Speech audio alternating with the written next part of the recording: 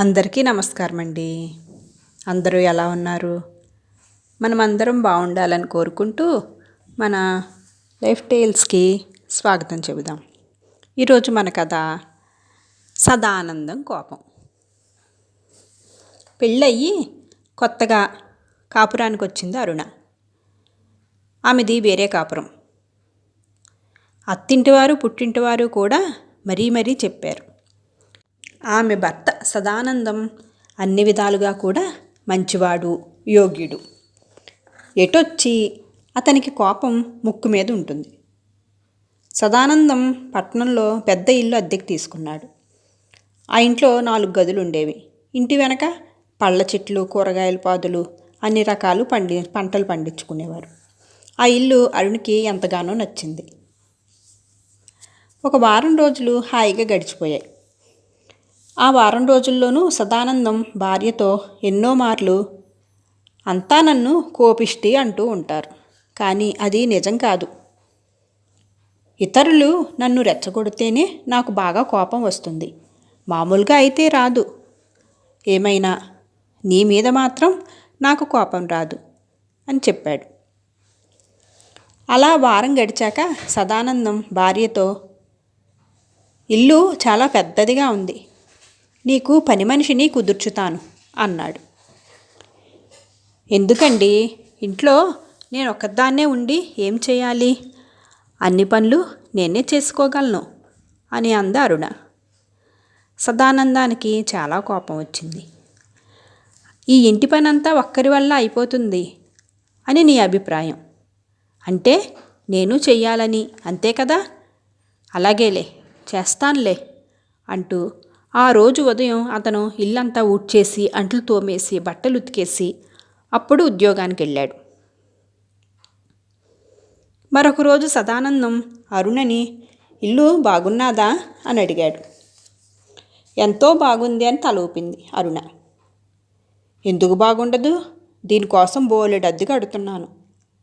ఇంత అద్దె చెల్లించినందుకు జీతం చాలొద్దా అని సదానందం వెంటనే పెరట్లోకి వెళ్ళి మొక్కలన్నిటినీ పాదులు తవ్వి నీళ్లు చిమ్మి వచ్చాడు. అరుణ తను సహాయం చేస్తానంటే కసిరి పొమ్మన్నాడు. భర్త కోపం అరుణకి వింతగా అనిపించింది. కోపం వచ్చినప్పుడు అతను తనను తాను ఎక్కువగా శ్రమ పెట్టుకుంటూ ఉంటాడు, కానీ ఉపయోగమైన పనులే చేస్తూ ఉంటాడు. అరుణ పొరుగింటావిడితో తన బాధ చెప్పుకుంది.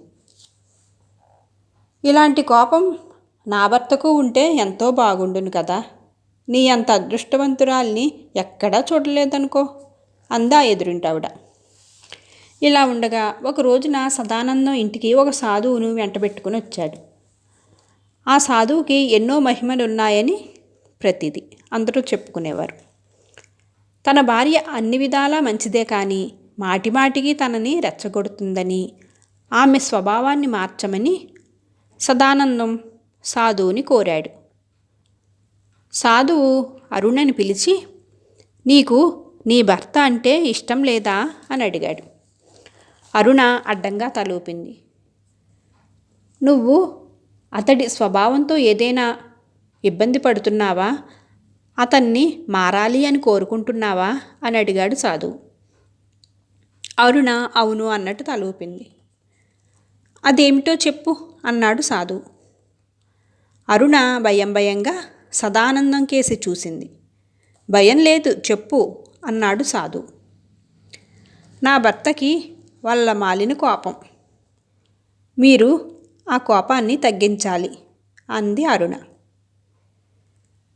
నీ భర్త కోపం తగ్గుతుంది, అందుకు నువ్వు 1 నెల రోజుల పాటు ఒంటిపూట భోజనం చెయ్యాలి అన్నాడు సాధువు. అరుణ అందుకు వెంటనే అంగీకరించింది.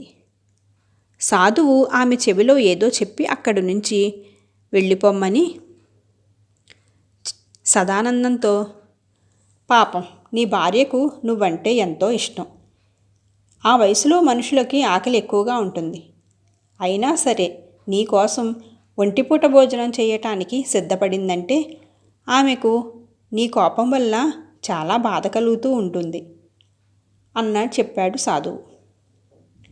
అంతా నాటకం స్వామి అని కోపం వచ్చినప్పుడు తను ఏం చేసేది అంతా వివరంగా సాధువుకు చెప్పాడు సదానందం. సాధువు అంతా చిరునవ్వుతో విని,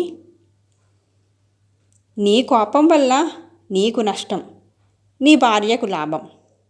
అయినప్పటికీ నీ భార్య నీ కోపం తగ్గాలనే పోవాలని చూస్తుంది అంటే ఎంతో ఉత్తమురాలు.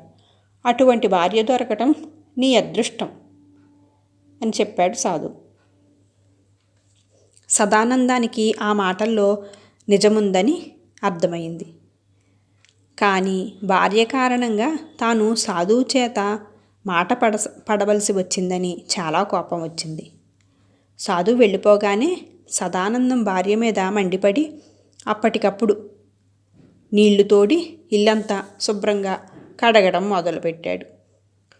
అరుణకి ఏం చెయ్యాలో తోచక ఇంట్లో నుంచి బయటికి వెళ్ళిపోయి సాయంత్రానికి తిరిగి వచ్చింది. ఎక్కడికి వెళ్ళావు అని కోపంగా అడిగాడు సదానందం. పొరుగింట్లో పని చేయటానికి వెళ్ళాను అంది అరుణ. సదానందం మరింత కోపంగా, అంత కర్మ నీకేం పట్టింది అని అడిగాడు. కర్మ కాదు, కోపం. అనవసరంగా మీరు నా మీద కోపడుతూ ఉంటే నాకు కోపం వస్తుంది. నాకు పని చేయాలనిపిస్తుంది. ఇంట్లో పని మీరు ఎలాగో చేయనివ్వరు, అందుకని పొరుగింట్లో పని చేసి వస్తున్నాను అని అంది అరుణ.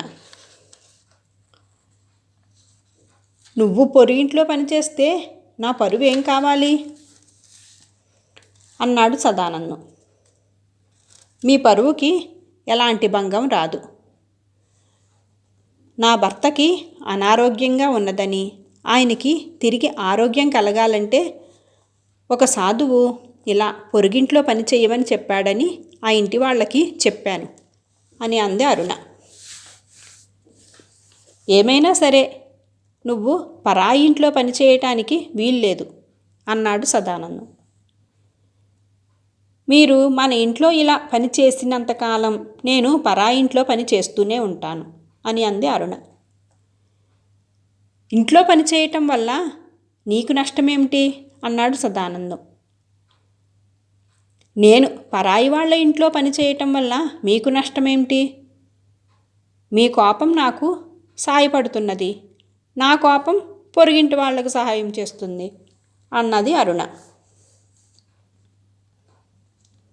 భార్యతో ఇంత బాదులాట జరిగాక సదానందానికి అసలు విషయం అర్థమైంది. భార్య అంటే తనకు ప్రేమ, అందువల్లే ఆమె కష్టపడితే తను చూడలేడు. అదేవిధంగా ఆమెకు కూడా తనంటే ప్రేమ, తను కష్టపడితే ఆమె చూడలేదు. ఈ విషయమే సాధువు కూడా చెప్పాడు. నన్ను మన్నించు అరుణ, ఇక ఎప్పుడూ కూడా నీ మీద కోపం తెచ్చుకోను అన్నాడు సదానందం. సాధువు చెప్పిన ఉపాయం ఫలించింది. ఆయన చెప్పినట్లే 4 రోజుల పాటు ఒంటిపూట ఉపవాసం కూడా ఉంటాను అని భర్త ఎంత చెప్పినా వినకుండా అలాగే చేసింది. అరుణ ఆమెతో పాటే అన్ని రోజులు కూడా సదానందం కూడా ఉపవాసాలు చేస్తూనే ఉన్నాడు. ఆ తర్వాత నుంచి ఆ భార్యాభర్తలిద్దరూ కూడా ఒకరిపై ఒకరు కోపగించుకోకుండా ఒకరికొకరు సహాయం చేసుకుంటూ సుఖంగా జీవనాన్ని కొనసాగించారు. కథ సుఖాంతం. Thank you for watching guys. Friends, మన కథను లైక్ చేయండి, మీ సలహాలు సూచనలు కామెంట్ చేయండి. ఇంకా ఇలాంటి మరెన్నో మంచి కథల కోసం మన ఛానల్లోకి వెళ్ళి చూడండి. Thank you.